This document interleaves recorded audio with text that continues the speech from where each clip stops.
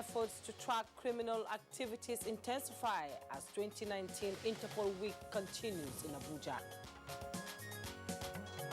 A string of lectures are designed to give them insight into the capabilities and the opportunities that Interpol could offer. Nigeria spearheads adoption of common operational strategies as African Sub-Regional Maritime Summit holds in Abuja.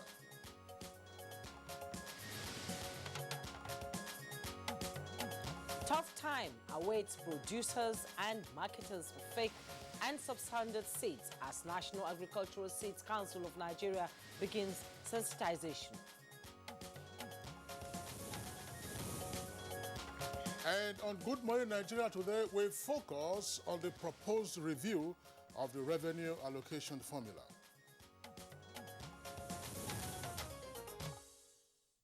You know, Kingsley, the topic for today's discussion, review of revenue sharing formula, is apt.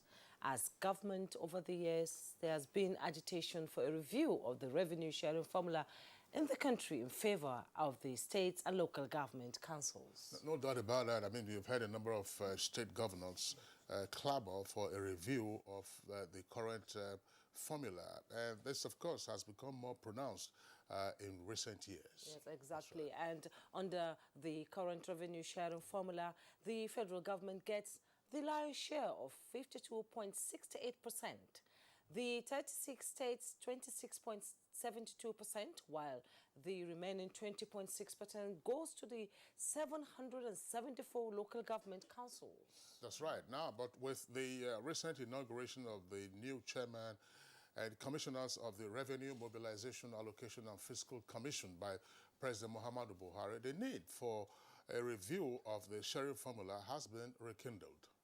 And however, some observers are of the view that although states are right to call for review of the sharing formula, but argued that it is not the solution to their quest for increased revenue. But why are states and local governments so keen, as it were, on a review of the existing revenue allocation formula? And is it really easy to alter the current arrangements, and what are the criteria for such review? And how long might it take to formalize a review of the existing revenue allocation formula? And ultimately, how will the review of the existing formula help to shore up the revenue base of the subnational entities? Yes, on that note, of course, we'd like to welcome you to today's edition of Good Morning Nigeria. We are reaching you, as always, live on a network service of the Nigerian Television Authority. My name is Kingsley Osadolo. And I am Juma Yusuf. As usual, we have our complimentary part of the program, you know, newspaper review, business, sports, and others. We thank you so much for joining us on Good Morning Nigeria today. But right now, we'll begin the news segment with Ifeoma Ojinta. Hello, Ifeoma. Hello, Jumai and Kingsley. Good morning, and here is the morning news. Nigeria is deploying the expertise and capacity of the Interpol to tackle challenges of insecurity, banking on the global spread of the police organization in 194 countries to track the activities of the criminals across borders and bring them to face the law. To this end, the Inspector General of Police, Mohammed Adamu, has initiated the 2019 International Police Organization Interpol Week to bring to the public the range of Interpol tools for proper collaboration. A string of lectures are designed to give them insight into the capabilities and the opportunities that Interpol could offer in the aid of the attainment of our security management mandate. We shall also work with other agencies and the international partners to ensure that the Nigeria Police becomes a model in law enforcement in our region.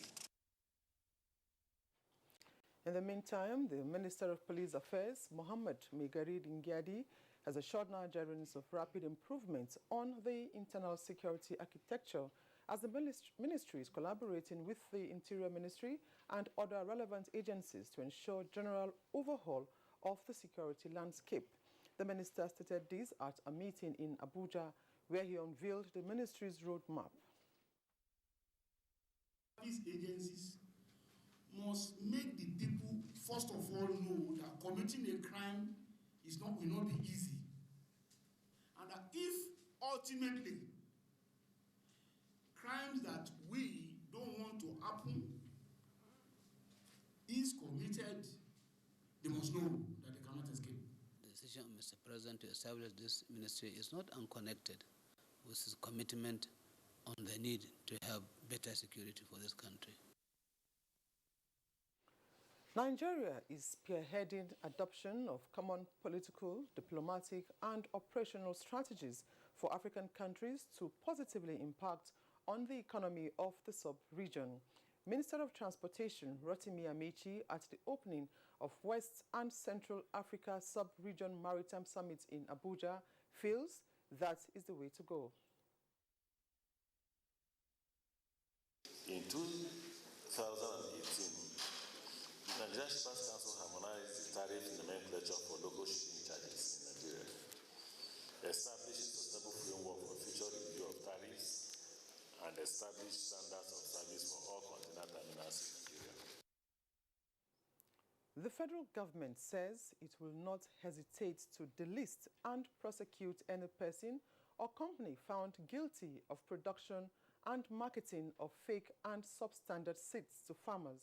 To this end, the National Agricultural Seeds Council of Nigeria has commenced sensitization of farmers and seeds merchants on relevant laws guiding seeds business in Nigeria. We are out that there is, in Nigeria's seed market, you should not see bad and adulterated seed again. So that farmers that go to the market to buy seed is sure that is obtaining quality seed for planting on his field. Sensitization exercise that is taking place now is a welcome development both to Nigeria, not only Nigeria, but West Africa. With less than 48 hours to the APC party primaries for Kogi and Bayelsa states, 1 week to the PDP primaries and 81 days to the main elections, INEC has commenced distribution of non-sensitive materials to the two states. The INEC National Commissioner for Information and Voter Education, Festus Okoye, gives updates on their preparations. Before the end of this week, all the non-sensitive materials for the conduct of elections in Kogi and Bayelsa states will be in those states. And in relation to the sensitive materials, we are also working on the sensitive materials. And we are going to make sure that all the sensitive materials arrive all these days on time. Minister of Women Affairs, Mrs. Pauline Tallinn, has reiterated federal government's determination to improve the lots of women in politics through the establishment of young women mentoring cells in the 6 geopolitical zones. She said this when she received a delegation of young women politicians in Abuja. Safeguarding the law of free movement for the entire African countries is critical towards addressing insurgency and other security threats, bedeviling socio-economic activities on the continent. This was the position of the Nigerian legislature at the 2019 statutory meeting of the Pan-African Parliament in South Africa. I want to believe these are the main causes, but as legislators, I believe when we carry out our oversight functions very well in our various states and country, we'll be able to reduce and mitigate some of these problems. The process of reuniting 133 voluntary repatriated refugees with their families has commenced in Yola.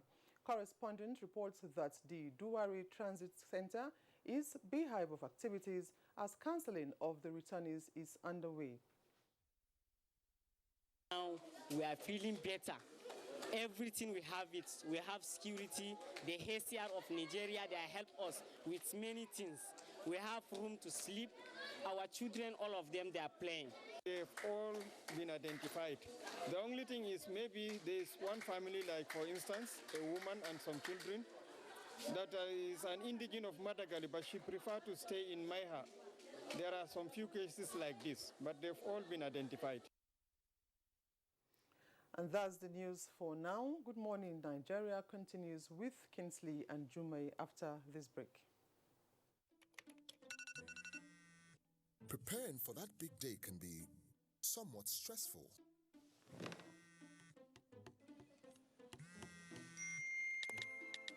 Which can lead to headaches and pain.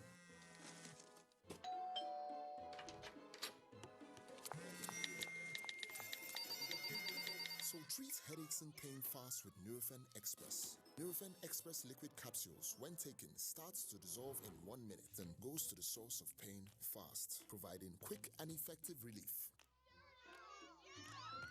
Nurofen Express works at the source of pain fast. Back then, when our baby gets a fever and starts running a temperature, our whole world turns upside down. Many methods we tried didn't work. We tried Nurofen for children. That's when we found relief. Nurofen starts to work in just 15 minutes and provides up to 8 hours of pain and fever relief. Nurofen for children, for fast and effective relief you can trust. Relieve tooth sensitivity with Sensodyne Daily Care 40 milliliters for just 350 naira only.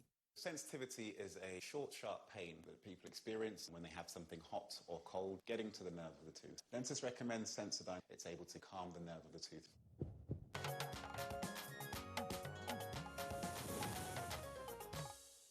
This is Good Morning Nigeria, and we are live in Abuja. Federal government to start implementation of new minimum wage with effect from August salary. Chimobi Walter Inaji is standing by with details on business news. The Minister of Finance, Budget and National Planning, Zainab Ahmed, while clearing the air on the minimum wage controversy, said the implementation of the new minimum wage takes effect with the August salary for federal civil servants whose salary was below the new minimum wage. She further noted that this is to give way for continued negotiations between Labour and the federal government and consequential adjustments for other cadre of the civil servants. So we are implementing the minimum wage at the federal level in August period. We are also discussing with Labour on the consequential adjustment, that is the increase that needs to be applied for the rest of the levels that are above the minimum wage. This negotiation is a tripartite negotiation with Labour, the federal and the state and the federal government. The ongoing negotiations, she said, does not cover state civil servants, as the same negotiations are expected to take place at the state level between the state governments and their respective labor unions. Meanwhile, with over 47 million registered micro, small and medium enterprises in Nigeria, relevant agencies are harmonizing standards to ensure that Nigerian market is not proliferated with substandard goods from importing countries due to Nigeria becoming a signatory to the African Continental Free Trade Area Agreement. The harmonization, which is expected to create a level playing ground for small players in the market and avoid issues of dumping, will strengthen Nigeria's manufacturing sector. Our key role is to make sure that the standards of Africa are common. And in most of the cases, the Nigerian standard is used as the best document, giving us an advantage. So the more we get involved in it, the better for us. For the existing products that we might say, well, there are no standard here and there, we have envisaged the issue of substandard products already. So apart from our Standards Organization Conformity Assessment Program, SONCAP, and then the Mandatory Conformity Assessment Program, MANCAP, we're harmonizing those two into something new, which we call product authentication. With Business News, I'm Chimobi Walter Naji. Thank you very much, Chimobi Walter Naji, for that business package. Up next for us on the program is a review of today's newspapers.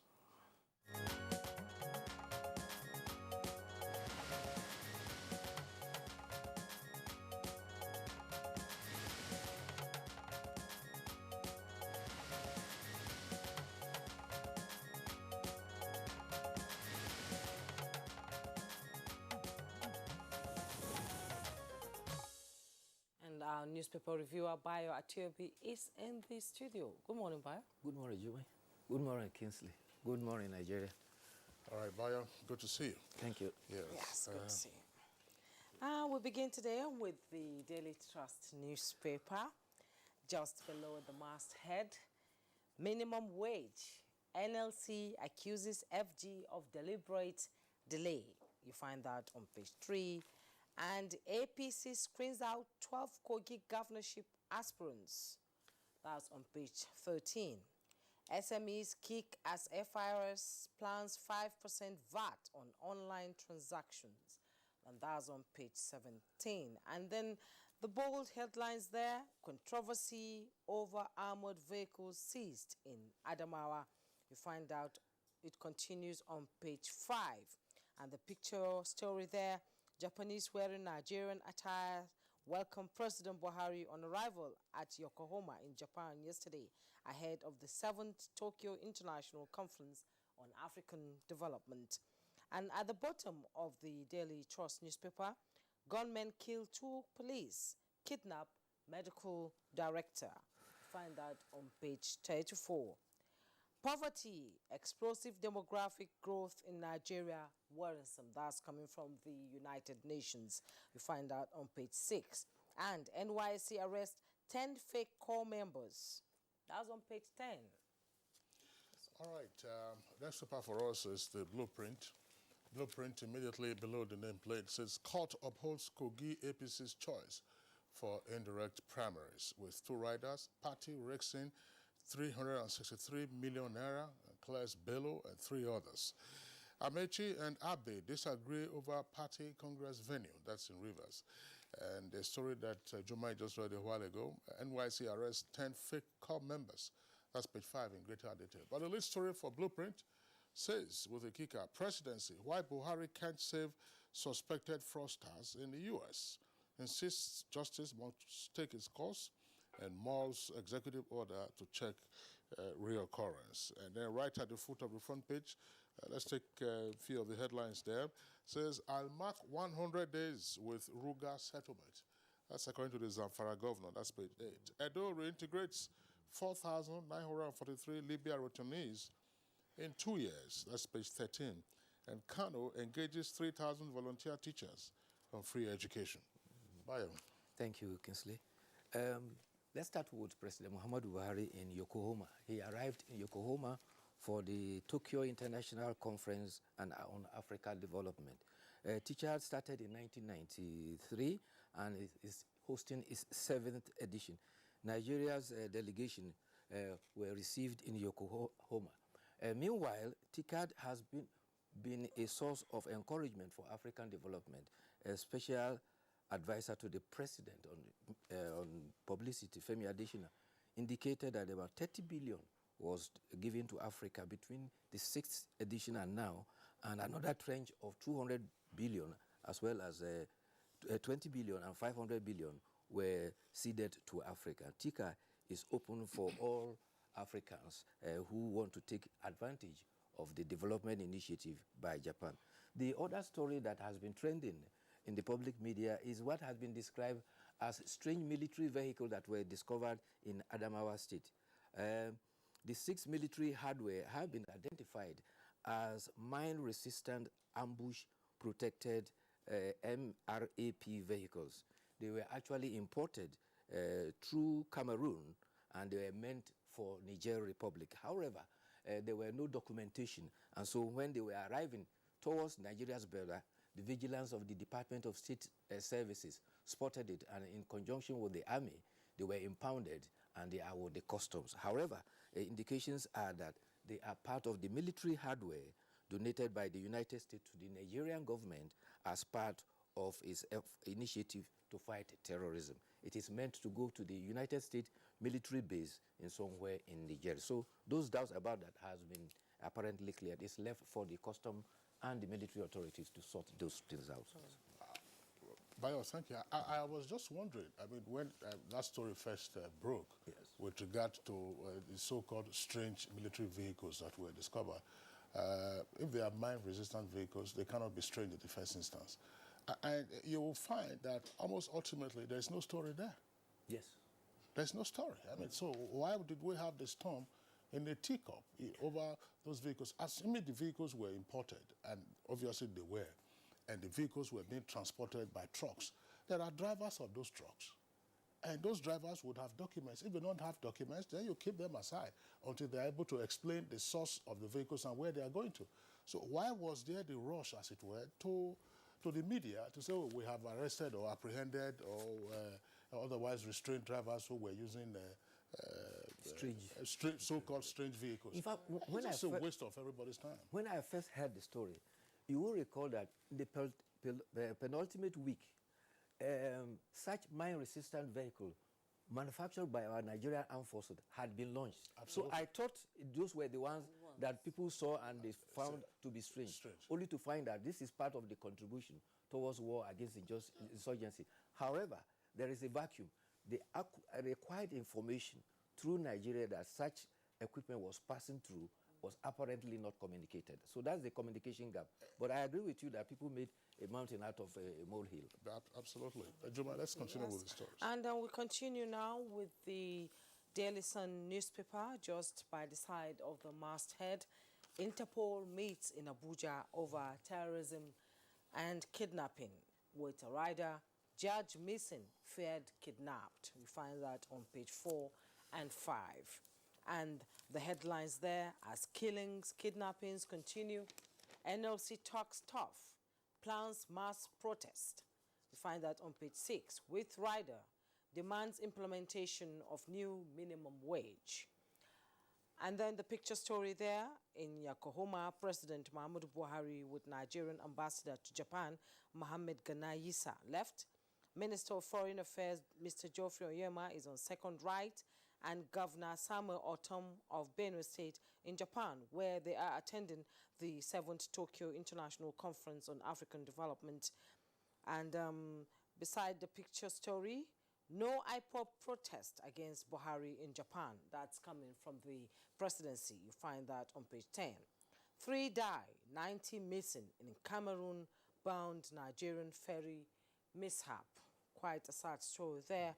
And you find that on page 4.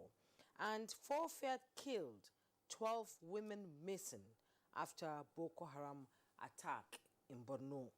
And below the picture message there, CBN raises alert on fraudulent loan schemes. You find that on page 2. Kingsley? That's right. Still on the loan issue, there's a list story, the old Daily Times newspaper, which we have with us this morning. The list story says loan defaulters to forfeit deposits in other banks. And this is attributed to the Bankers Committee. Details on page 3. With 2 riders, new directive will boost consumer credit and others to honest loaners. The CBN, that should be honest borrowers, I believe. The CBN has been quoted with that one. Implementation of initiative may hike industry's credit growth to 1 trillion naira. Now, above that, you have 2 other headlines. Just one of them is beside the nameplate. We can't see that immediately on the screen, but let's just go there. NLC to federal government and states.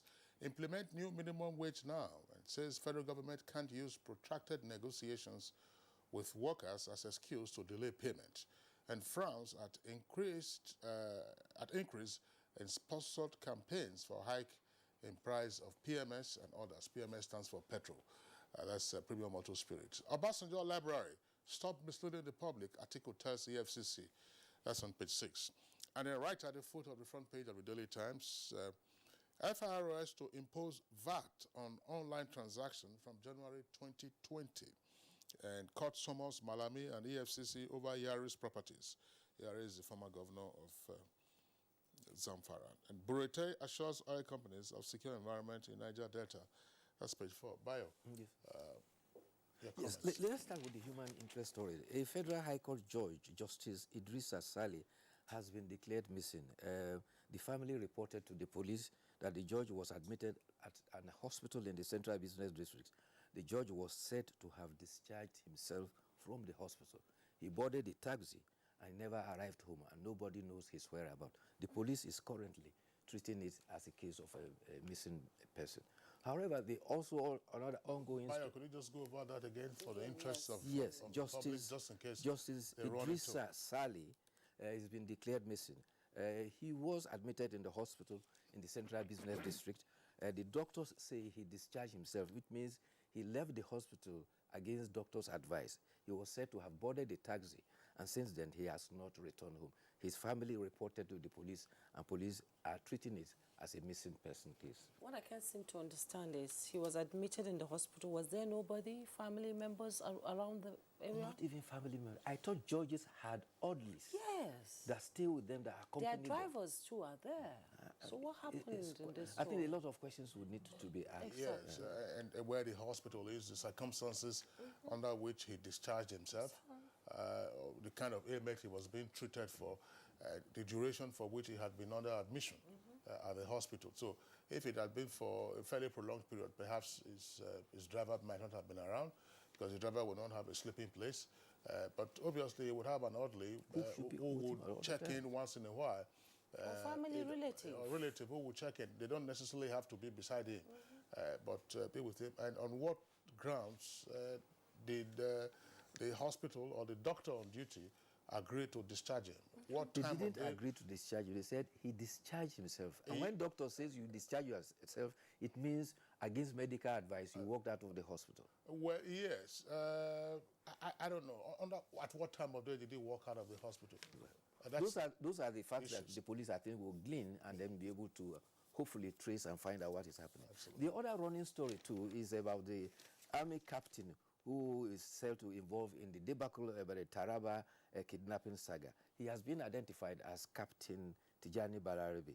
He is to face a court-martial at a military formation in Jos. Similarly, two policemen who were alleged to have colluded with Hami Subala, what do you mean, are also to be dismissed. Punch identified them as an Ibi police station crime officer and assistant superintendent of police. He was said to have made 200 calls to Wadume. The other person is also the crime officer who was at the station and deliberately tampered with the documentation at the police station. The intelligence response team were said to have reported at the police station at Ibi and registered their presence, but this officer deliberately tore it off so as to avoid the information. Meanwhile, the joint investigative panel set up by the Ministry of Defense is said to be reviewing the findings with the preparation to submitting its report. It is headed by Rear Admiral Ibikunle Olaya. Okay, Bayo, there are two stories that Jumai and I read. One had to do with the CBN and the other with Bankers Committee. But the issues are on loans. Yes. The CBN is already issued an advisory against bogus loans that are being offered by persons online who are asking so-called potential victims, as it were, no, potential victims, not so-called, please, to apply online or via email to get particular loans and so on and so forth. CBN has already responded to that. Don't get involved in such loans because, those loans are not real. But much more significant, in my opinion, is the story, that's the lead story for Daily Times, that says loan defaulters to forfeit deposits in other banks. And this is coming from the Bankers Committee. Now, once the policy takes off, they said now that a bank customer, that's to say a borrower of funds, will be required to sign a clause in the borrowing agreement, and the clause will state as follows. Funds in accounts with other financial institutions be used to service loans when default occurs. It's simple. First, let's take the one by Central Bank. Those defaulters were actually claiming that what they were demanding is from Central Bank. So Central Bank has dismissed that and has warned Nigerians about the fraudulent nature of what it is. The second one is that it's a simple strategy. People take loans, but because they have multiple accounts, when they default, they make sure that all their resources does not go to the bank where they have loan. Yeah. But with the advent of the BVN, it means that all your accounts will be available and would be known. And therefore, if you are found to have, if you attempt to deliberately avoid the bank where you have defaulted, but funds are going to other banks, then the Bankers Committee now agree that due to that default, those funds can be moved to to satisfy that. So it is a smart way of getting across to defaulters who don't meet the exigencies of their loan. You recall AMCON is strapped by just 20 individuals who are owing that agency some huge sums of money. Yeah, no doubt about that. I mean, we also recall what happened in the 90s, in the mid-90s, with the phenomenon of the failed banks. Yes. There was failed bank phenomenon that, of course, led to the setting up of a tribunal and the conviction of a number of bankers and banking directors. My concern with this proposed policy in dealing with loan defaulters, what you described, Bayo, is real. I mean, you find borrowers, some kinds of borrowers, who will go to a financial institution, borrow money, and then refuse to repay, which is part of what AMCON is dealing with today. In the meantime, they have other financial resources which they will be using and living large and living big, as it were. But does that solve the problem? No. Okay. Now, suppose a bank on its own fails to utilize the rule of due diligence, and you just loans out money, and you hope and expect that your other colleagues in the banking sector will make their resources available to you to be able to recoup what the borrower had taken from you. I mean, the deposits that customers have with banks are funds for those banks themselves to use for trading. Yes.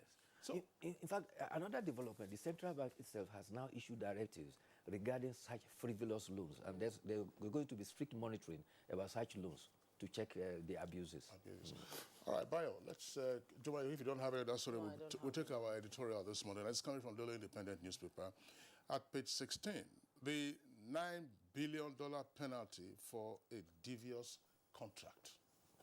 Well, it is the contract that is known as the Process and Industrial Development, which for good intention and purposes was meant to, for two purposes. One, they were supposed to have established a gas processing plant in Calabar, and secondly, a contract to establish a gas pipeline to Europe, where P&D will be processing Nigerian gas for export for sale in Europe. And it was a deal that was going to be a win-win for that agency and Nigeria. However, it was signed around 2010, and soon after, the late president and the minister superintending over petroleum, both of who are now dead, the president took ill and a lot of challenges ensued. But the Minister of Justice and Attorney General of the Federation says that the arbitration by the three parties that led to the presentation of a British court, which has now endorsed the arbitration, is a subject that can be appealed, and there's hope. However, the Attorney General of the Federation has reiterated, if persons are found to be complicit in that deal, they certainly will face the wrath of the law. It was well-intended purposes, but you never can tell. That agency, too, has been described as a portfolio company, which for over some decades have been having some relations with Nigerian companies in the ambit of petroleum and gas. So let's see how it goes out. The Attorney General of the Federation has his hands on it, and he has assured. In fact, the Minister for Finance also indicated that the Attorney General has indicated that Nigeria will appeal the issue. Okay, Bayo Achebe, thanks for being around. See you tomorrow. God willing. All right, it's Good Morning Nigeria, still on the network service of the NTA. We're taking a short break now. When we return, we'll get ahead with our item for conversation this morning.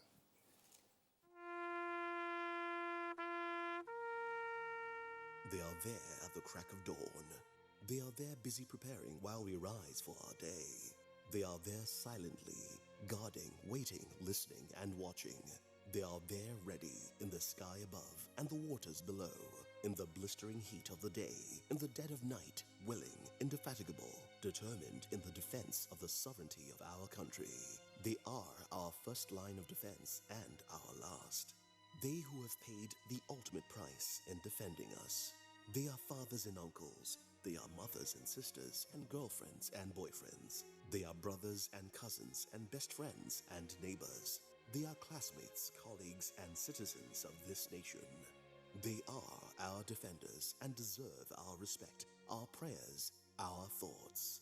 Nigeria, please support our armed forces. Thank you. Thank you, sir.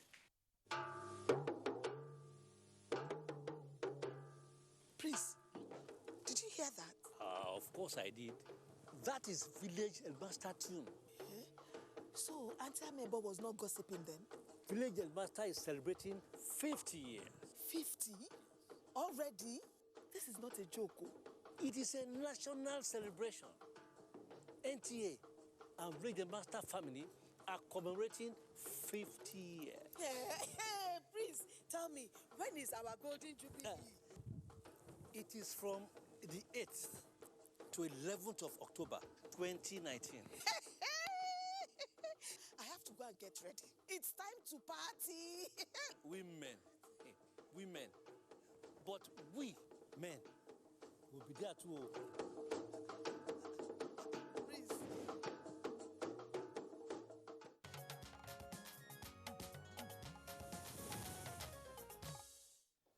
And to kickstart our conversation this morning, correspondent Abdul Malik Adil put together this report to serve as a backgrounder for our conversation.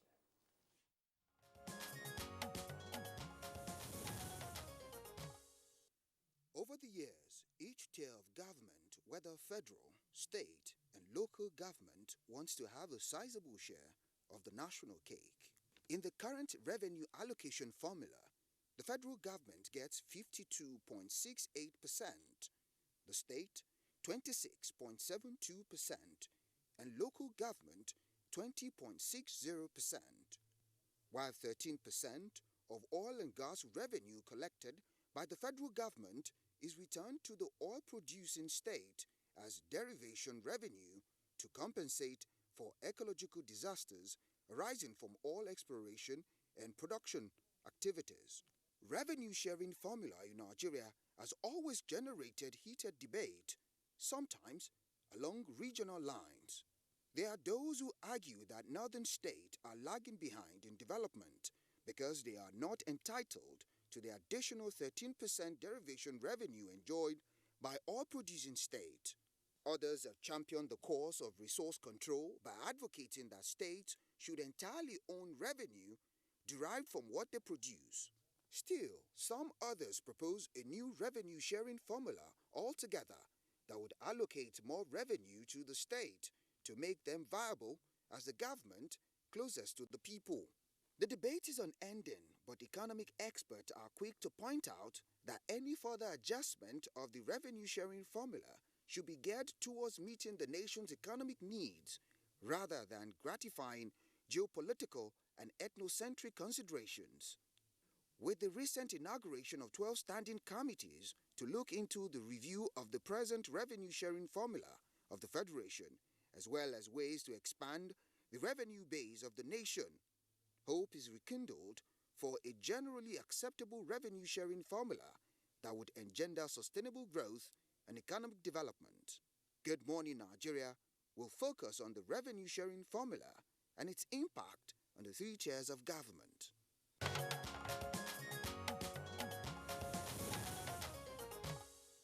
All right, thank you very much, Abdul Malik Adio, for that background. We have three guests with us in the studios. In the meantime, to begin discussing this subject matter, first let's welcome Engineer Elias Mbam, who is the chairman, the Revenue Mobilization Allocation and Fiscal Commission. Engineer Mbam, pleasure to have you with us on Good Morning Nigeria today. Pleasure to be here. All right. Also, here with us in the studios, we have the chairman of the Kuje Area Council here in the Federal Capital Territory. He is Honorable Abdullahi Suleiman Sabo. Suleiman Sabo, pleasure to have you with us on the program. It's my pleasure. All right. Jumain? And we also have in the studio Ahmed Sajo, member 2019 Presidential Inaugural Committee and former Commissioner of Information, Adamawa State. You're welcome to Good Morning Thank you. Nigeria. It's a pleasure to have you. Thank you very much. All right. Gentlemen, once again, I'd like to have you with us in the studios this morning. Let's begin with the chair of the Revenue Mobilization Allocation and Fiscal Commission. Sometimes, if certainly not most times, when the subject matter of revenue allocation formula crops up, we just look at the percentages, 52 point something for the federal, and the states, they have their various allocations. States and local governments have their various allocations. But why, from your perspective, are those percentages somewhat so contentious? And what goes in arriving at those percentages? of allocation to the tiers of government? Thank you very much. First, I would like to correct those percentages. The federal government doesn't get 52.2%. In 2002, there was a Supreme Court judgment which said that the only beneficiaries of the federation account was the federal, state, and local government. And as such, what we call special fund was not supposed to benefit. So because of that inconsistency between the Act and the Constitution, the then president issued a modification order which came into effect in 2004, which added the special fund to that of the federal government. So the federal government is holding it in trust, and this special fund includes ecological fund, which is 1%, stabilization fund, which is 0.5%, development of natural resources, which is 1.68%. So eventually, the federal government actually has 48.5% of the allocation. But why is it contentious? Two major... Just before we get into the contentious area, I would like you again to clarify this. The Ecological Stabilization and Development of Natural Resources Funds, these are funds being held now by the federal government in trust for whom? For the federation, for the 3 tiers of government. And that is why it's not part of the constituted revenue of the federal government. So, on what basis then did you say, sorry, again, we need to clarify this because that's where the percentages are contentious. How then did you arrive at federal government being a beneficiary now of 48.5%? Is it also on account of the receipts that the federal government gets from the Ecological Stabilization and Development of Natural Resources? No, I deducted the 52 you had. Deduct all these special funds. And remember the FCT. The federal government still collect 1% on behalf of FCT, which is remitted to FCT after collection. Yes. Then if you remove 52 minus 4.5, you get about 48 points. So that's how it arrived. But how they got to 48 was when the last review was done, which was 1992. So the yardstick they used, we don't know. But that was what was arrived at in 1992. So, and that has been in operation up to today. And you can see why everybody is concerned about the review, because it's so long. And so many of the principles in operation has changed. So that's why the state, the local government, even most people feel that that formula is no more obtainable, is no more right, is no more just now. Okay, over the years, successful governments have, tried to reverse the revenue sharing formula. There has been no acceptable formula so far. So how do you think this particular review of the formula will work out for the betterment of Nigerians? Well, I believe Nigerians are now more determined, and we have matured more politically. And also, you can see more people are concerned.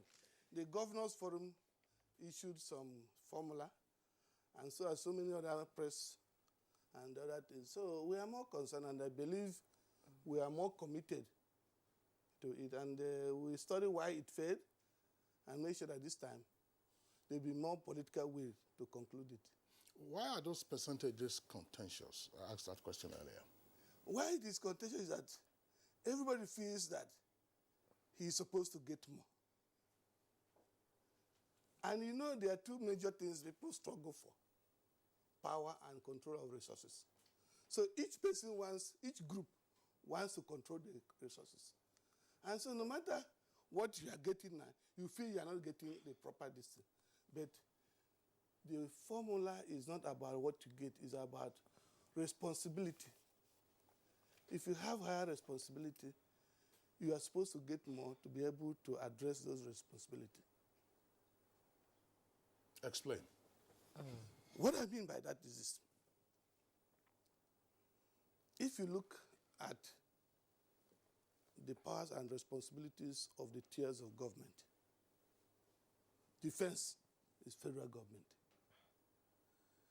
External affairs is federal government. There are some exclusive concurrent functions of both of the three tiers of government. And each of them has a cost attached to it. You need resources to fund those responsibilities. And we expect that if your responsibility requires more fund, you should get a higher percentage. So it's not a question of you wishing. It's a question of the process determining what is due and fair and equitable to you. All right, Chairman, Revenue Mobilization Allocation and Fiscal Commission, that's RMFAC or something that... RMFAC, yes, that's what sometimes is mistaken for FAC. Is FAC where they decide how to split the dough, at the end of every month. And we'll come back to you in the course of the conversation. Well, let's bring in now the chairman of the Kuje Area Council here in the Federal Capital Territory, Honorable Abdullahi Sabo. Abdullahi Sabo, from the perspective of an operative at the local government level, what does the existing revenue allocation formula do to you? Thank you very much. From inception, I want to say that it has not been fair to the local government from inception trying to compose the percentage of how the distribution of revenue has been done in the country, because local government administration as the third tier of government deal with the grassroots directly, and every form of development comes from an environment, and the government usually is the grassroots.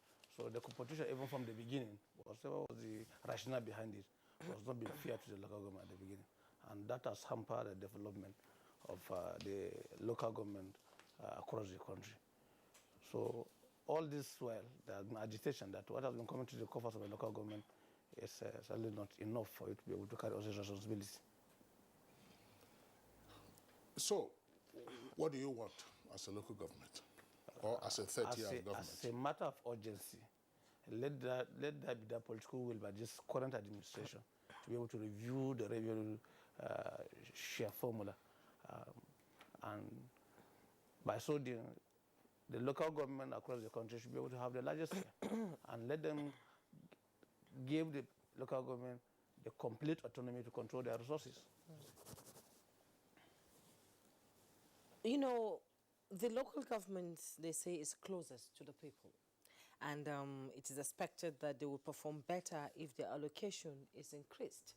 20% to 774 local government councils in this country.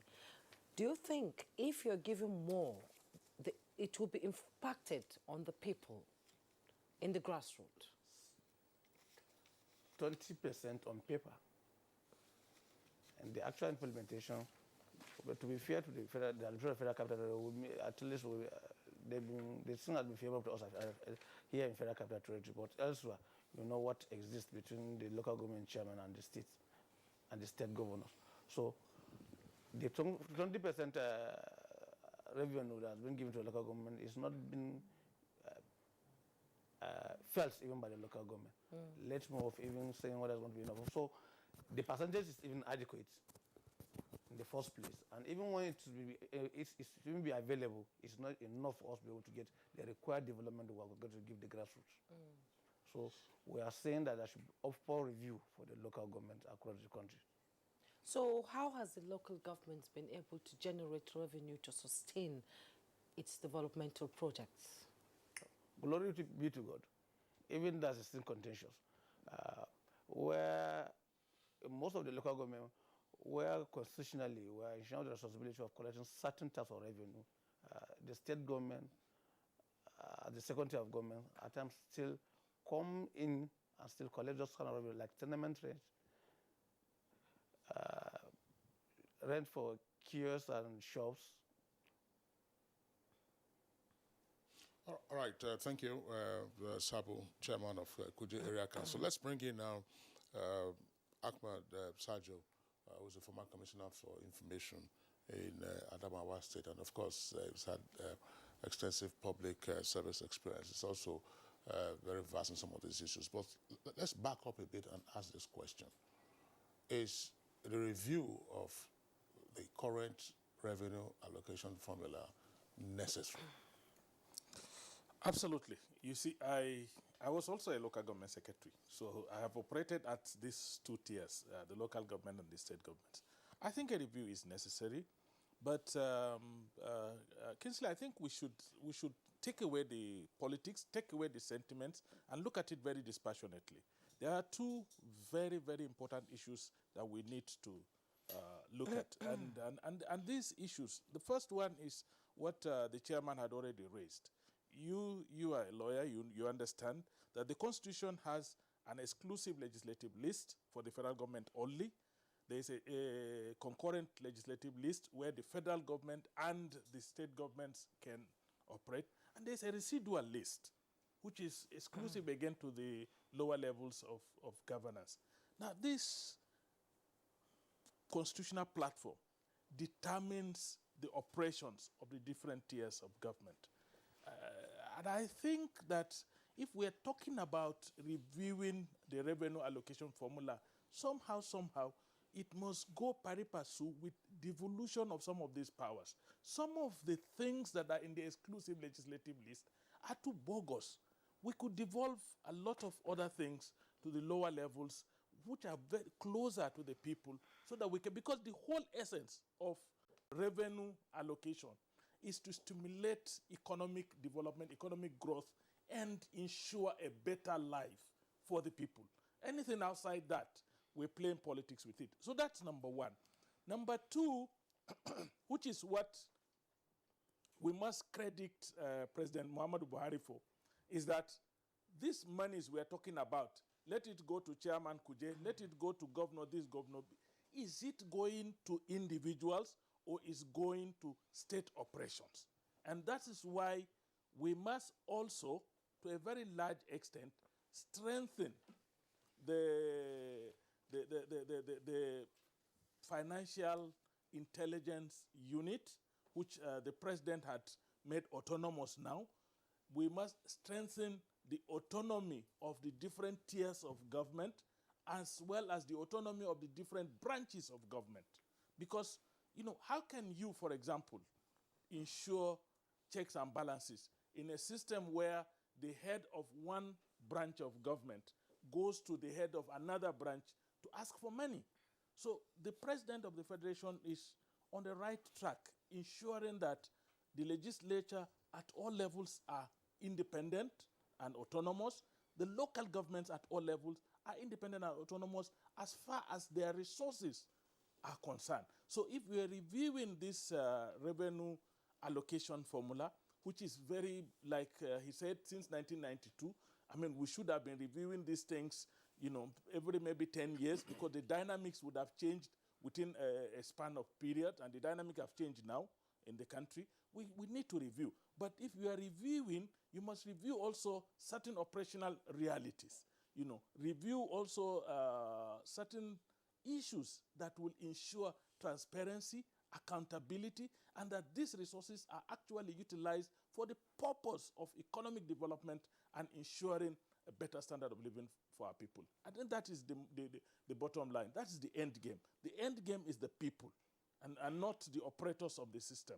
So, and if the end game is the people, when you devolve a lot more resources to any level of government, you must devolve more responsibilities to that level, and you must monitor, check, and ensure that those responsibilities are carried out in a manner that serves the greater interests of the greater majority of the people of this country.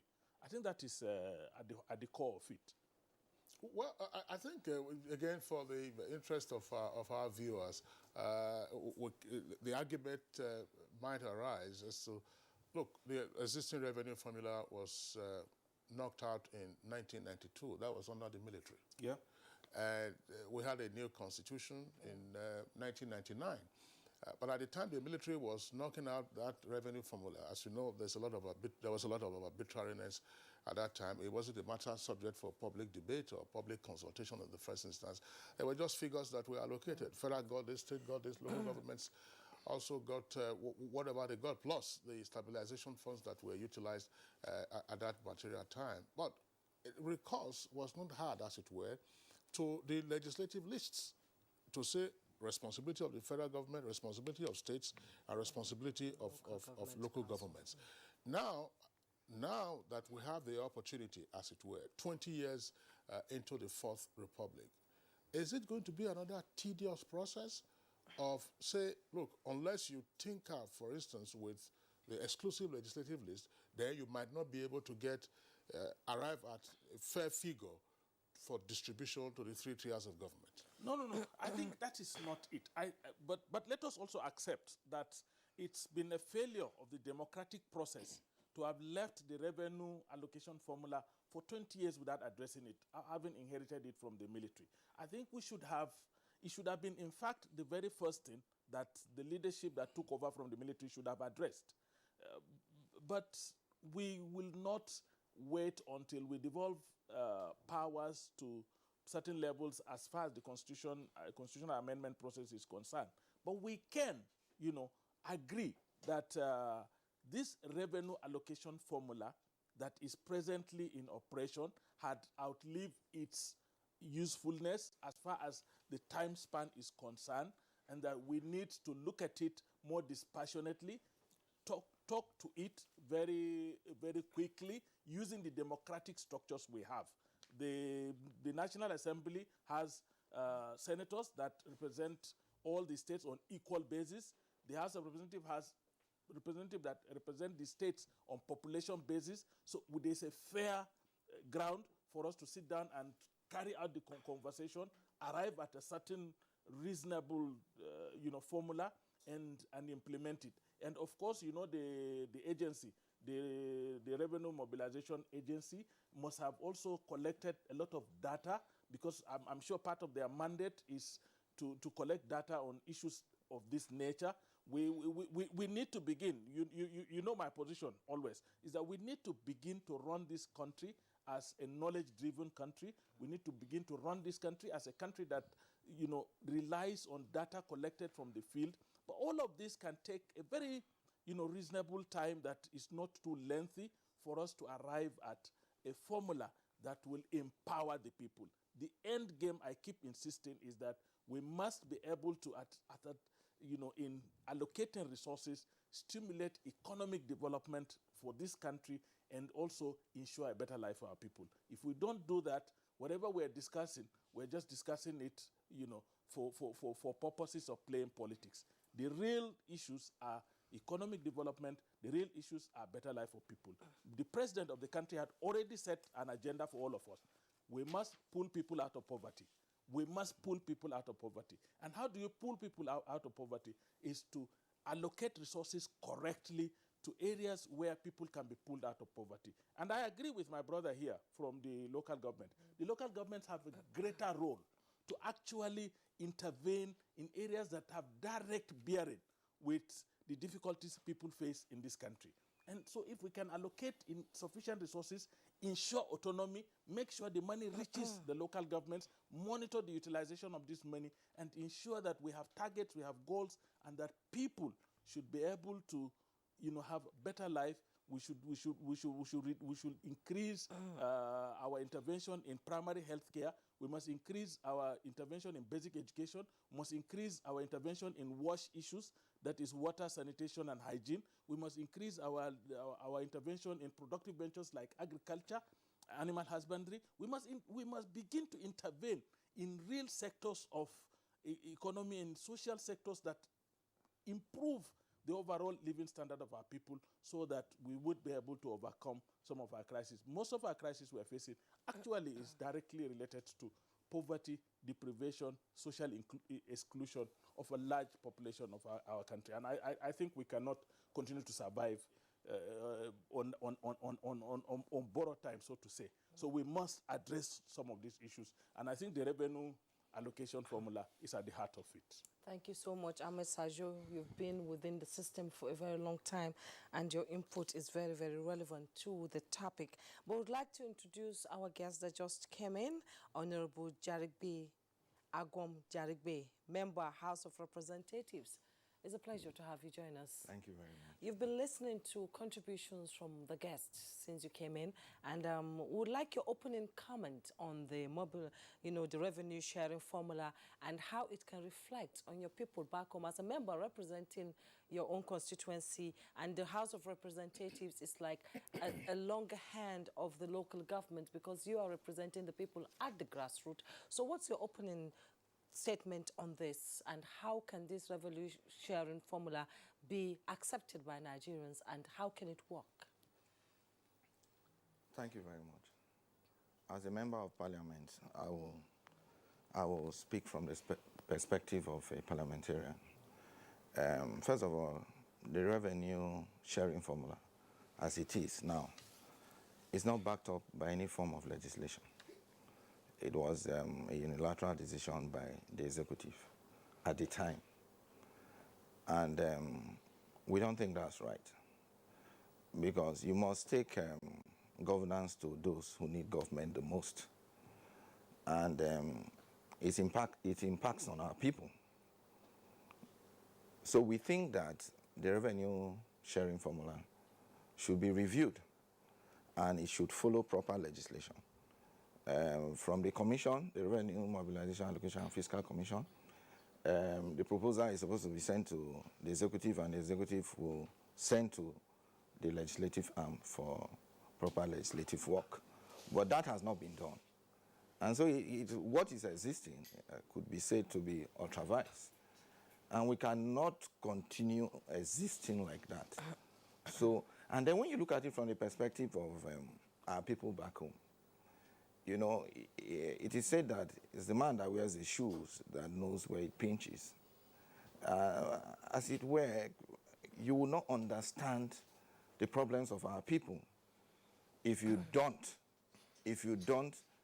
allow those who are directly involved to do the distribution of our resources in terms of equitable distribution of health facilities, schools, and other social amenities.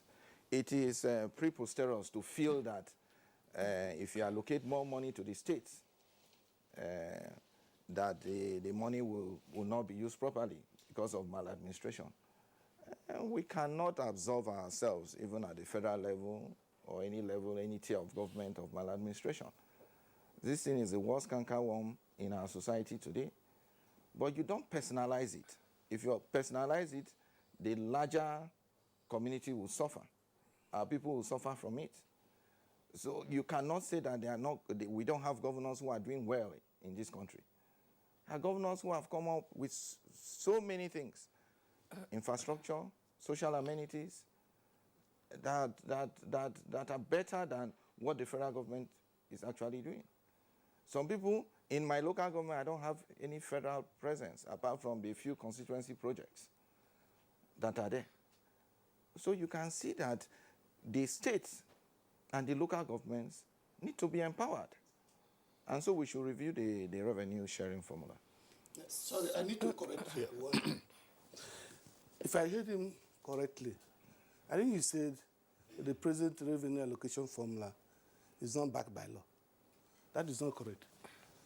Not correct because in 1992, the military were in power and they had a decree, which was later on transformed into an act. The modification that happened was in 2002 because the act was inconsistent with the Constitution. And the provision in the 315 in the Constitution empowers the president to modify the act to be in conformity with the Constitution. And I stated earlier here that because the special fund was benefiting directly from the Federation account, there was a Supreme Court judgment which said that was wrong. And as such, the then president modified it to be part of, It was modified and it became part of the federal allocation to hold it in trust for the 3 tiers of government. So it is derived from law. What we are saying is that law, the principles in operation has changed since 1992. There have been more local government created, more states created. Some of the issues that we are concerned with now, we are not there. The security in the northeast and many parts of this country, we have erosion, we have desertation, the desert approaching the encroachment. So many other things that require resources. And we are saying it is time to look at it again, but not because it is not a product of the law. Well, Chairman, Revenue Mobilization Commission, well, your point is noted. And perhaps we can also just add this, that at the time when the new formula was enacted by the military in 1992, we had 30 states of the Federation following the last creation exercise in 1991. By 1996, 6 additional states were created and more local governments were also created. But the pertinent question is, and Ahmad Sajo raised that, why in 2 decades of the Fourth Republic, we appear not to have taken on the issue of a new formula, considering the new and still emerging realities of a republic? Well, it is a question how Nigerians should be prepared to answer. Because there have been several attempts. I was part of one attempt.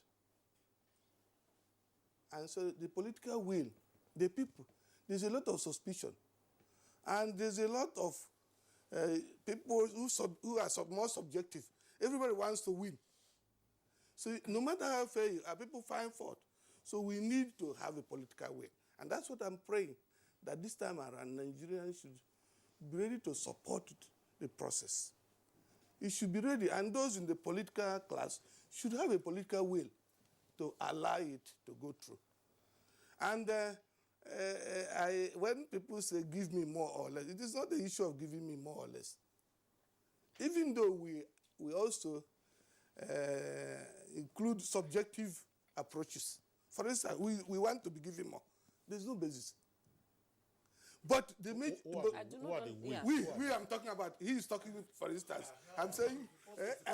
Why is there no basis? I'm coming now. I'm coming. Just give me 1 minute. We allow that, and that is why we invite memoranda, and that's why we hold public hearing, and that's why we collect data.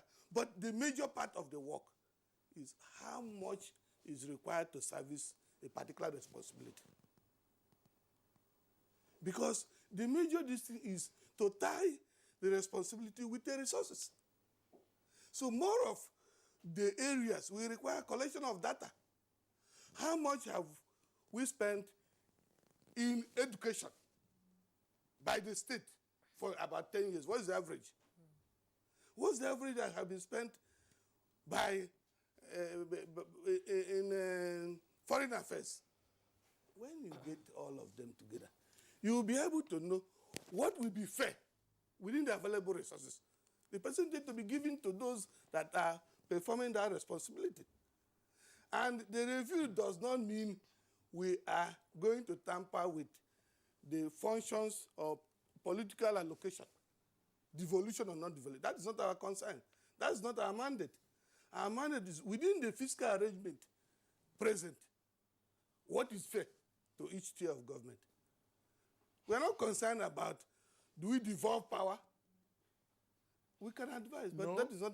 But that is not what the revenue allocation formula will deal with. Yeah, sorry. I'm just, when I said no, I mean it's not a jump into the conversation, because I would like Ahmad Sajo to also respond to this. Yeah. Because you made a comment earlier, and the chairman has re-emphasized that in their allocative function, as it were, they take a look at your duties. Responsibilities, as indicated in the schedule to the Constitution, which is to say legislative list. But you're saying that, look, to revise the formula, you don't have to look at the list. How would you? No, I'm not saying we don't have to look at the list. Yes. That I'm saying is that we shouldn't combat the process by insisting that we must review the constitution. But what he is saying is that we must look at the functions and the roles. I agree, but we cannot, again, where I disagree with a lot of the process of governance in this country is that we're not looking at it. Let us look at 10 years, what has been spent on education, and then see whether we can, on average. I don't want us to look at it that way. If we look at it that way, then we must also look at what is the impact. Outcome. What is the impact? So we must begin to look at it from the basics, from the situation on ground in our communities. The president, made it very clear during his inaugural address that we need to lift like 100 million people out of poverty. That presupposes that we have a huge burden of poverty down there. Now, how do we pull these people out of poverty? If for the past 10 years, we've been allocating resources to certain functions at different levels, and yet we have not been able to mitigate poverty to the level that we are in, then something is fundamentally wrong. So we must begin to look at it from that perspective. What does it take to pull an average Nigerian out of his situation now to achieve a better life? And then who does that? Who does the pulling? That's the issue as well.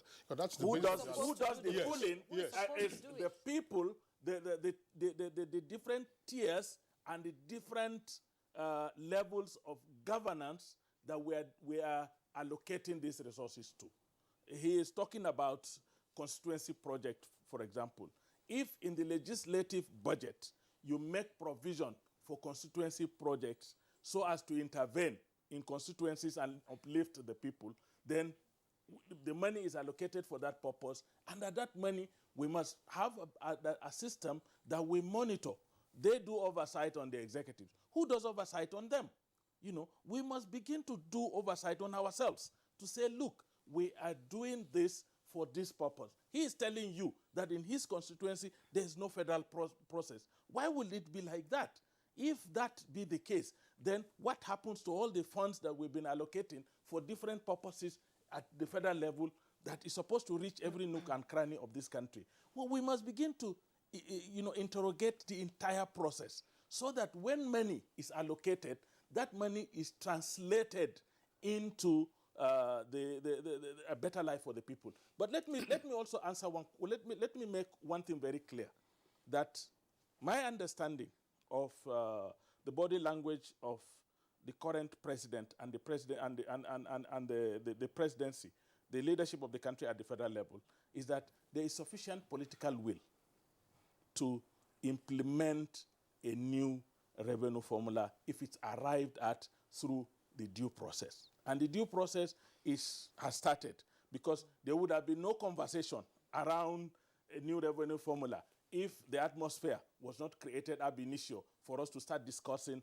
and for him to start working. Like he said, they have already started gathering data and things. And I'm sure that is at the prodding of the entire leadership, because there's a political will. And he is talking about they in the legislature, they are prepared to legislate. The local governments are prepared to make a joint submission. The governors forum had already made its own submission. So there's already a political will to begin the process. And I think we should quickly, conclude the process so that we don't... why the haste? Quickly, why the haste? Quickly, because if we don't, it will be mired in a lot of politics, and in 2 years' time, I'm telling you, they will be talking about re-election. And when the process of re-election begins to enter the fray, politics, there will be more politics played into it than what it's supposed to be. This is a post-election period. This period, everybody is sober. We have already gone through the electoral process. We're looking at governance, and this is the best period to dispassionately look at this issue that is politically contentious. If I might come in, you've talked about elections. Yeah. And most of these local government councils across the country are not elected. They are appointed by government. And you're talking about, monies released to them. And how can they get that money if they are not elected, first of all? And if the government, state government controls the money, because some experts are saying that there should be a legislature that is strong and solid, that gives power to the local government, that will ensure that most of these local government, chairmen are elected and they can be accountable. Yeah, that is for my brother here and his and the legislature. Yes, and my question is to you: should there be a legislature, in the constitution that says that all local government chairmen must be elected? That's what the constitution says. That because you say that in your place the presence there is not much except constituency projects. So if the local government is not working, and this money is accrued to the states, what happens? Anyway, you know that there's provision for the third tier of government. Yes. And there's also provision for how they emerge. And that's the right thing to do. We are not talking about things... Through election. We are not... Through election. Good. We are not talking of the make-do that is going on at the moment. So we are talking of what the provision of the Constitution gives to us. So there should be elected local government chairmen in place who will carry out the implementation of whatever projects and all of that. It's a third tier of government, and so they have their functions. But I want to, for the purposes of clarity, to talk about the issue of constituency projects. As he mentioned, he asked the question, who oversights us? The implementation of the constituency projects is not carried out by the members of the National Assembly. We only make proposals looking at what our people need, carry out a needs assessment, and then what is of utmost necessity to our people. We come up with that. And all the process of procurement and awards and all of that, we only do oversight of all projects, including the constituency projects. Okay. And for the purposes of clarity, when you talk of modification of an act, we call it an amendment to the act. If you say the executive did modification, as the chairman of the Revenue Mobilization Allocation and Fiscal Commission has said here, any modification, any amendment to the act without backed up by a legislative framework, it's wrong. Very, very wrong. Okay, what we will do, Honorable Jaribe, so that we don't get into areas that are a bit too technical and might not be particularly helpful in the context of our current conversation. I'm sure that if you referred to the Supreme Court decision to which the chairman earlier made reference to, you would know the circumstances under which, because what was in consideration was the proper application of Section 315 of the Constitution, which entitles the executive branch to bring a piece of legislation to be in line with the Constitution, assuming there are inconsistencies. And once that is done and it is gazetted, it's deemed to be subsidiary legislation, and that suffices. But let's return to the question of the proposed review of the revenue allocation formula. What are or would be the sentiments of the National Assembly with regard to a proposal that may emerge from the Commission? Well, I think that we are representatives of the people. There is a criteria for this revenue sharing. You look at the minimum responsibility of government. You look at population. Minimum responsibility of government takes 40%. Population factor takes 40%. Social development factor takes 15%. And internal revenue effort takes 5%. That is supposed to be the distribution. So we will look at it along these lines. See, what we just said now, Honorable Jaribe, this refers to allocation formula within a tier of government. Yes. What is at issue first, before we get into within, because that's where the landmass, population, social development, to which Ahmad Sado just mentioned very passionately, that, look, how do you lift 100 billion people out of poverty? That relates to social development in a sense.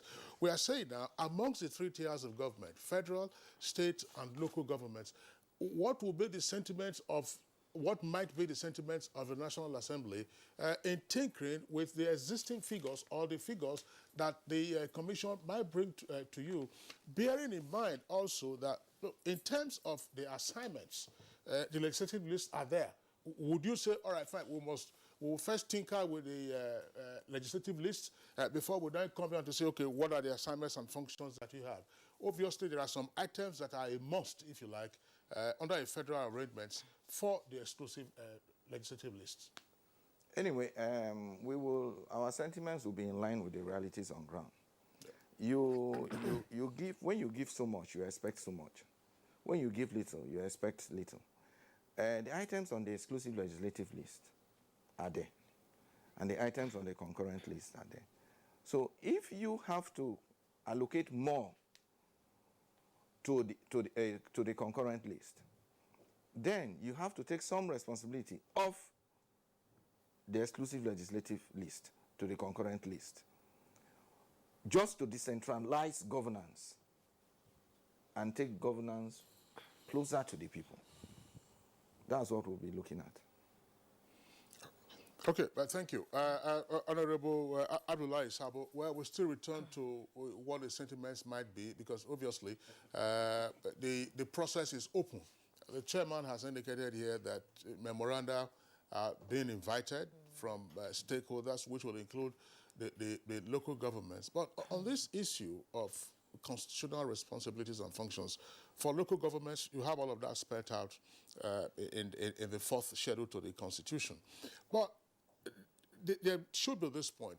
When we are looking at existing realities and existing dynamics of the country, there has been a campaign, for instance, for the establishment of state police.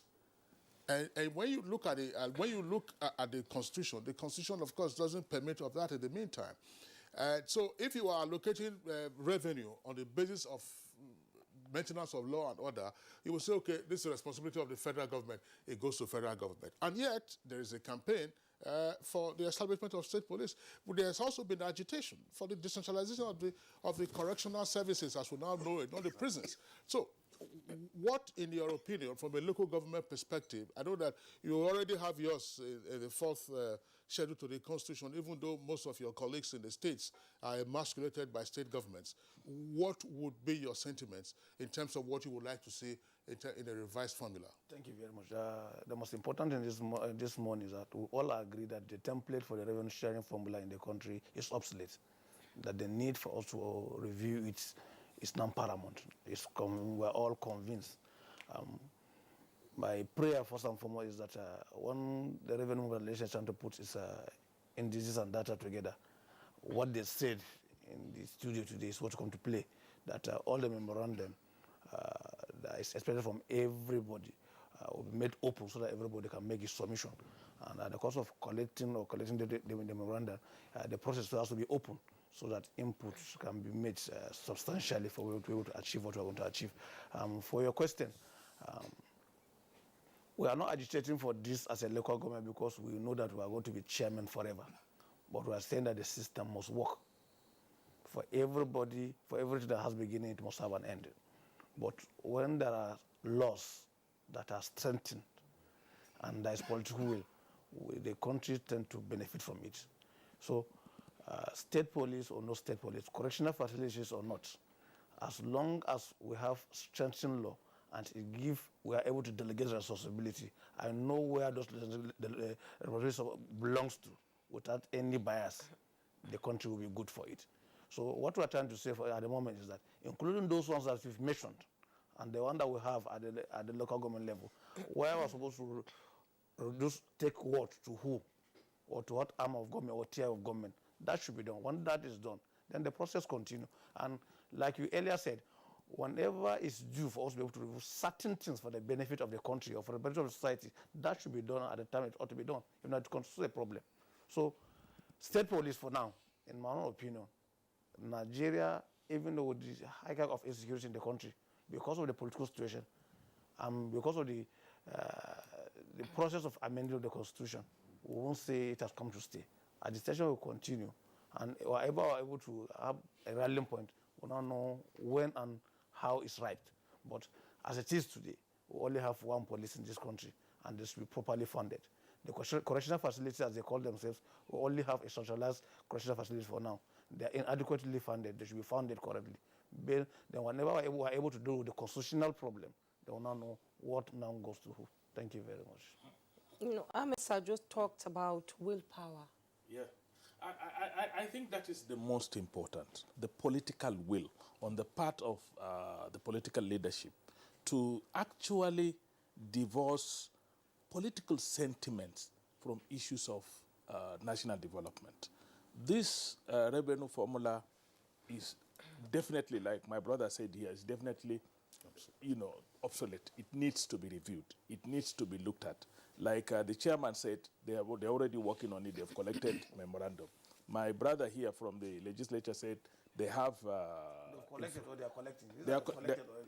Are you collecting or they are collected? They are still collecting. They're still collecting. And I invite you to submit. Then my brother, my brother from the legislature... We have not made it public. We have not... we will still advertise. Okay. And we hold public hearings. Thank you. And I will remind you. Okay, sir. Now, my brother said the legislature is ready and willing to work on it. And I'm very encouraged by the fact that he was talking about empirical, requirements in determining what they are going to discuss at the legislature. That is also another... the most important thing is that while we are talking about these things, we must look at the interests of the country as uppermost, the interests of the ordinary man in the street as uppermost, and we should divorce our own political sentiments in the process so that we can give Nigeria a revenue formula that will endure for some time. But I also want the legislature, in doing a new law, to determine, to make it a legal matter for the revenue allocation thing to be reviewed after a period of time. Things have changed. Look, we have, I've been a Labour leader, and I still pride myself as a Labour leader. We have a law that says the minimum wage should be reviewed after a certain period of time. But we forget about it until agitations force people to review the minimum wage. Now we have a new minimum wage. A lot of states, unless more money is devolved to them, will not be able to meet up with the minimum wage. So this is a new reality that we have to address. So if we are reviewing certain operational activities of governance at a certain point in time, I think the resources that should be allocated for those purposes must also be reviewed from time to time. But let me also put it this way. This federal collectible revenue, where are we collecting it from? What are we doing to stimulate the economy so that the productive sectors of the economy will give more into the federally collectible revenue? Today, our major sources of revenue, one, sale of oil, crude oil. Crude oil is nature's gift to us. You take it, you don't even add any value to it, you send it out. Why, that is not very, very productive as far as I'm concerned. The second one is custom duty. Custom duty, that one is import. Import is not good for us. We should be exporting, not importing.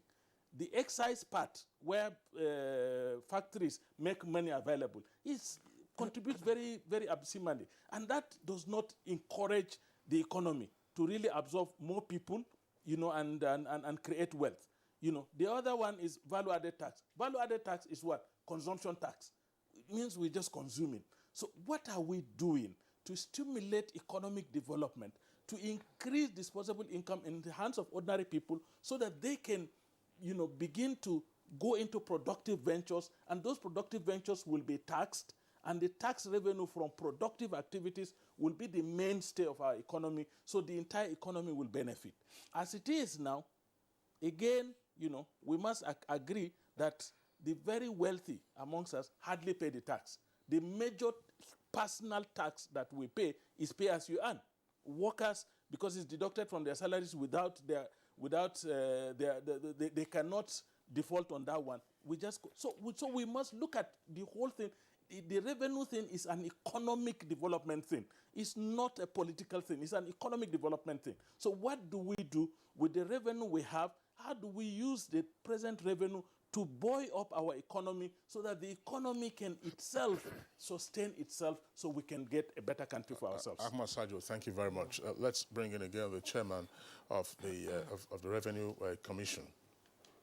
One of the points that has emerged from this conversation is what you indicated as an index for revenue allocation among several other indices. Namely, you look at money spent on, say, a sector or on an item over a period of time, say 5, 10 years, depending on how you decide to sort it out. But Sajo also raised the issue. Why are we looking at our input rather than the outcomes? Or might we also look at inputs and outcomes? It is sufficient for us to say that, oh, we have spent, I'll just give you an example, 100 million naira of Good Morning Nigeria in 1 month. But if the program didn't air on 5 or 6 or so times and we also lost additional revenue, what would have happened? What is our audience survey to show what the impact of the program has been? Is it just sufficient to look at the head item? Education, you spent 100 million or you spent 100 trillion by the federal government in 10 years, and then by the state governments, you spend so much. Are we going to also include outcomes in the evaluation? Thank you very much. I want to say that the revenue allocation does not solve all our national problems. I can bet that if you take a statistics of allocations to states and local governments, it is not those that have the highest allocation that has performed best. So, ability of the user is another thing. So there is no way the revenue allocation formula will change the character of a leader. So that we gave him 100 million and he's not able to have a result, a positive result, does not mean that that responsibility does not require 100 million. If you give it another person who is useful, it will bring out the right output. So we are not going to change character in the formula review. We are going to look at what do you do? What are you supposed to do rightly? And what is proper and adequate for that activity? And then say, if we now look at it as fair, just, and equitable, that is fair enough. And we pray and work on your character to be able to deliver. That's subjective. That's not part we don't imagine that will be part of your remit to become prayer warriors for political operators. But we cannot resolve that through the formula. We can't use formula to resolve the character of somebody.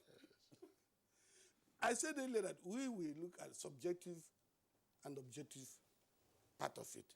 The subjective is the wishes. People bring in what they think, and we welcome every group, the local government, the state, individuals, corporate organizations, to make inputs. We even visited, in the last time we did it, the leaders, the past leaders.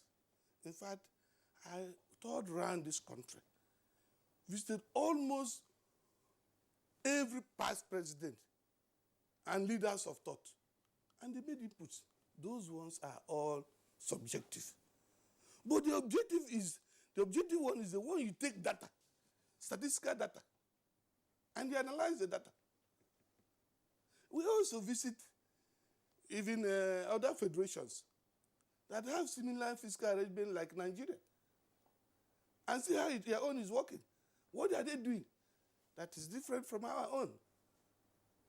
So this is not something that you do by 1 + 1 or wish you give to this, or that this person is not performing, let's add more money to him.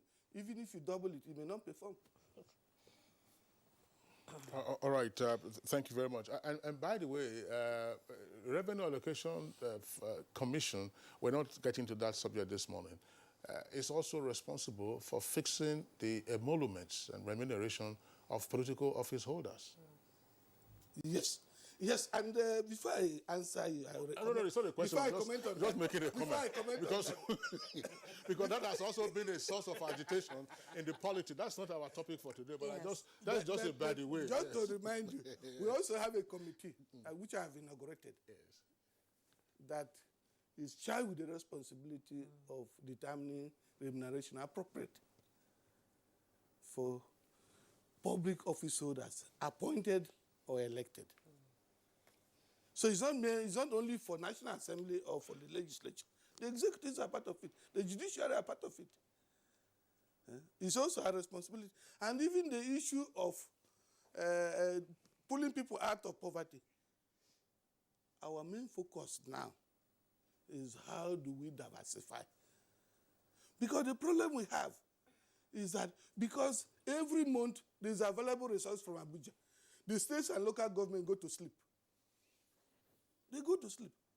How many local governments have collected bicycle licenses? They don't. Or radio licenses. They go to sleep because at the end of the month, they rush Abuja. Now people are calling names that we must do this for us to pay 30 minimum wage. Why have you employed more than 1,000 aides? That is enough to pay the minimum wage. You fix the salaries of those aides. We don't. You commission. It's political appointees. No, not everybody. No, not everybody, but it derives from what you have fixed. No. They weren't backed up by law only. No. I'm not talking about local government now, but political aides. I mean, that's... It's backed up by law. All these people that are appointed at state level as aides, they are not part of the law does not include them. Capture them. Hang on. No. How are they paid? Just a minute, Mr. Chairman.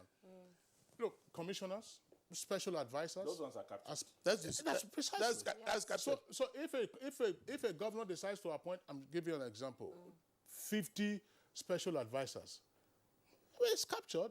All they need to do is to get approval from the State House of Assembly. I want to appoint so many special advisors, full stop.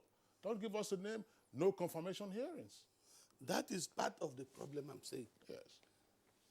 That they need to be more prudent in spending. Areas of priority should not be consumption. If you appoint 50 people as SA, certainly they will eat into your capital project. Okay, thank you so much, Engineer Mbam. We'll get back to you in due course, but we need to take a break now. When we return, our discussion on revenue sharing formula continues.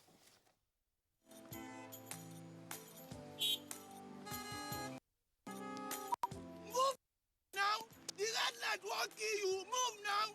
To dey disobey traffic law, they cause accidents. Me, I don't talk, say I no go dey do am again because change begins with me.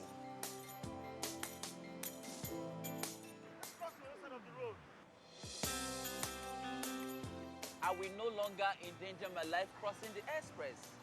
Instead, I will use the bridge because change begins with me.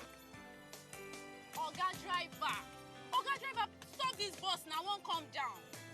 I be one carry me fast where they go. Make I dey stop anyhow for road, they cause traffic wahala and accidents. So I go dey stop for the right bus stop because change begins with me. Change begins with me. This message is brought to you by the National Orientation Agency in conjunction with the Federal Ministry of Information and Culture.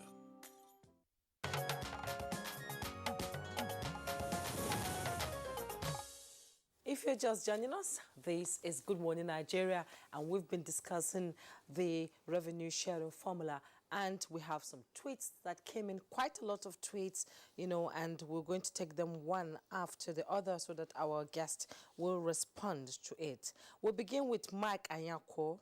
He says, though it's important to review the present revenue sharing formula, but let's just say the least that both states and local governments should be blamed for not generating enough internal revenues.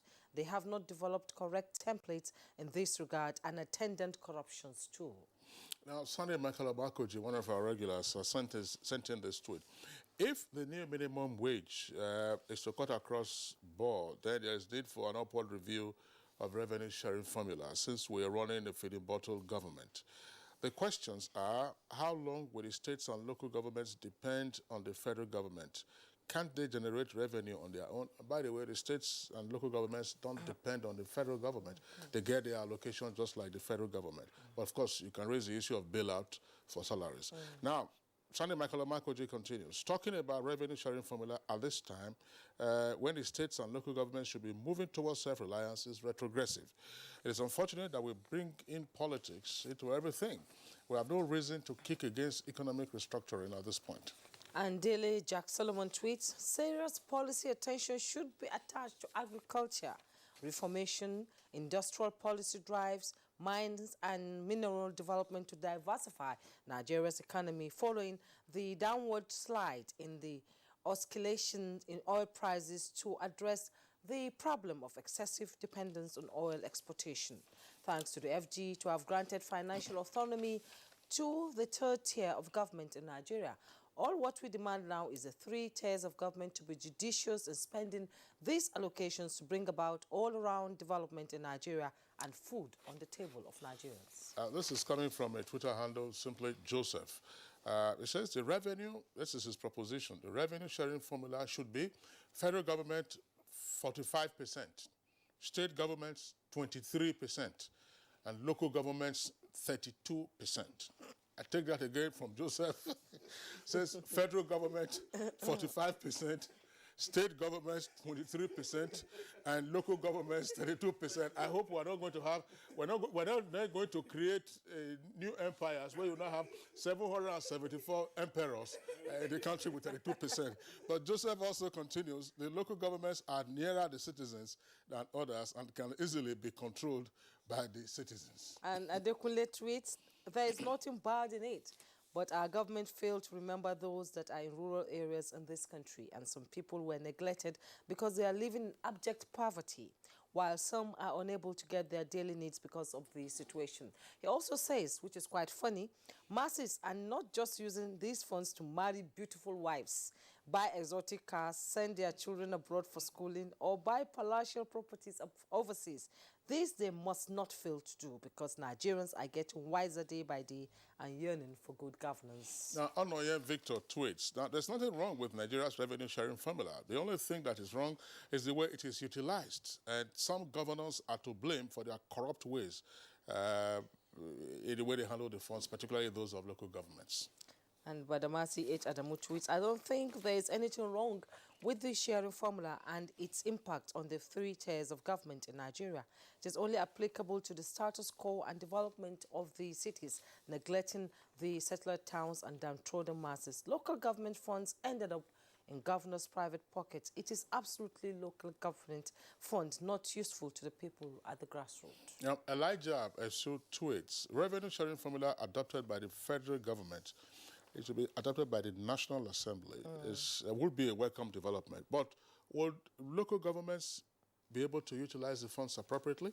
That's a good question. And Kabi Law tweets, the revenue sharing formula has been helping the 3 tiers of government grow and financially stable. Some state governments and local government rely on it to pay salaries without looking forward to look for other means to generate income. The impact has been good and bad. All right. We'd like to thank you for the tweets that have come in. Yesterday on Good Morning Nigeria, we had as our principal guest the Honorable Minister of Finance, Budget and National Planning, along with, of course, 2 of our regulars who are professors of economics. And one of the issues that emerged from that conversation yesterday with the Honorable Minister of Finance is the need for a national development plan. The ERGP, that's the Economic Recovery and Growth Plan, expires in 2020. But the outcome of our conversation yesterday was have a long-term plan, 10 years, 5 years minimum, and then work towards that. That's one point. Can we have a new revenue allocation formula in the absence of a national development plan? Or what would be the interface between a national development plan and a revised revenue allocation formula? Plus, this other point. The last national population census that Nigeria had was in 2006. Of what use would be population figures that are obsolete in a new revenue allocation formula? Sergio. I think these are very, very strong and knotty issues to address. Truly, we need a national development plan to drive the process. And like I keep saying, we need to begin to run our system, our government, our governance system. It has to be knowledge-based. And knowledge base means that we need to have statistics that we can rely on. And we need to develop a national development plan. And that development plan must be validated across the country, not something that should be done in Abuja and then it ends in Abuja. We must find a procedure for validation, if not across the entire local governments, at least in every state, we have a validation exercise so that we know that, yes, the development plan is actually talking about Nigeria and talking about the needs of the people. We also need a new population census. We keep talking on projections. Today, they tell you that very soon we will hit the 200 million mark. But we're not sure because we do not have a census figure to work. We're working on projections that the people will give birth, at this rate, at this period of time, but we're discountenancing a lot of things. The old ways are beginning to get obsolete too amongst the people. Today, quite a number of families have begun to limit their birth rates, not because they want to limit it, but because economic realities are forcing them to limit their birth rate. But we are still working on projections that were done years ago. So we need those two. Because, like I said, we need a knowledge-driven system based on facts, figures, and statistics. But again, when we say we will wait until we're able to get those figures before we review the revenue allocation, we may actually, be quoting crisis for ourselves. We need to talk about devolving more funds to other tiers of government because we are devolving more responsibilities to them. At least even the minimum wage is an additional responsibility. And now we need to devolve more responsibilities for primary health care, for basic education, for water and sanitation, for agricultural development to the lower tiers of government where the people will actually be directly impacted. And we need to begin to develop a template whereby our development indices, the development paradigm should shift from looking at how much we are spending in a sector to how much we are impacting on the lives of the people within that sector. I tell you in agriculture, in agriculture, for example, one of the indices we used in measuring success in agriculture in my state was that for the first time, 2 years ago, for the first time, more farmers paid to go for the Hajj than cattle rearers. It has always been cattle rearers that were paying more, and farmers were paying less. And the moment more farmers were paying, we began to imagine that, yes, more money is coming into the hands of farmers because of maybe successes in agricultural development, anchor borrowers, and the rest. When we saw that dry lands in Kebbi had begun to go green with rice, and then Lagos began to partner with Kebbi to produce, rice for consumption of people, we know that that policy is impacting rightfully on the people. We could go further, and that is what I'm talking about. So, but we need these statistics, no doubt, but we cannot wait. Will it aid and reduce rural-urban migration so that the center can do its work and people can stay home? Oh, of course, definitely. If people... I don't know how we can make projections without having this census conducted, because it's long overdue, even by the provisions of our laws. And then the National Development Plan is very, very, very, very important. We can't do without it. There must be a plan, there must be KPIs, and all of that for us to move forward. Honorable Sabo, on this same issue, National Development Plan. Census is the most official and most acceptable form of collecting figures of population of the country. I think we have to work from our slumber. If all agencies and parastatals of the country are working the way they expect to be working, we ought to relatively have the idea of the actual population of the country as we go on. But since some of us people are not committed in discharging their duties and responsibility, we hide under one guise or the other when it comes to issues like this, and they are very, very sensitive. So what I'm trying to say in essence is that census is important. It's the most accessible way of collecting information on the population of the country. But there are other ways we can equally collect data and indices if the...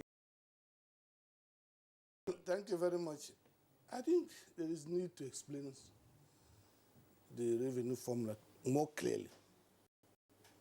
The right to government, which we call vertical allocation, between the state, federal, and local government.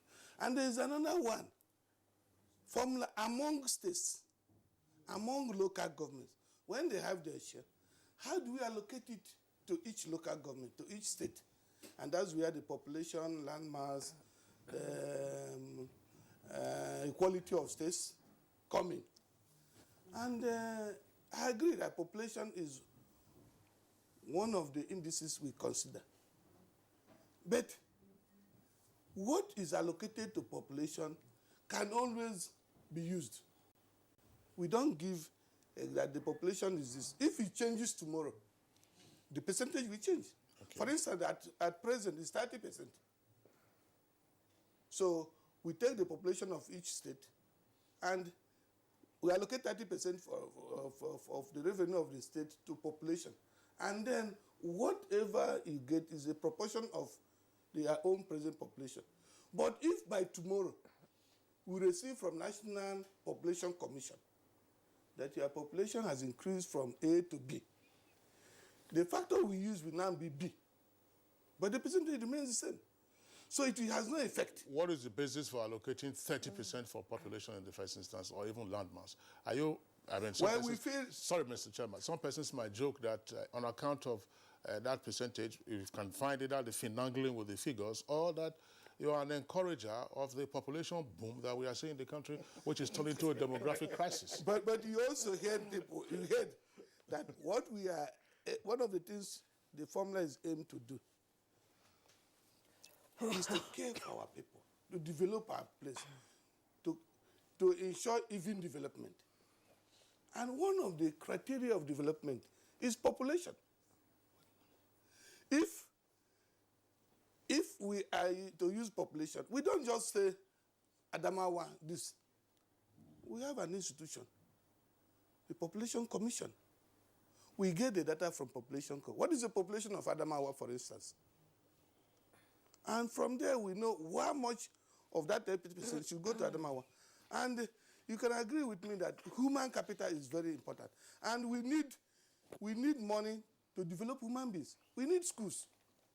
We need hospitals. If you don't consider population, how will you ensure that the number of children can be accommodated in the school? So it's part of areas we must consider. National Development Plan? Exactly. No, National Development Plan. Very quickly, please. Okay.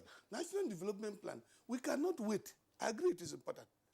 But there is no need waiting because the plan for next 5 years will soon become we need another plan for another year. So we continue waiting. So let us use what is available now to review. As we progress, we review again.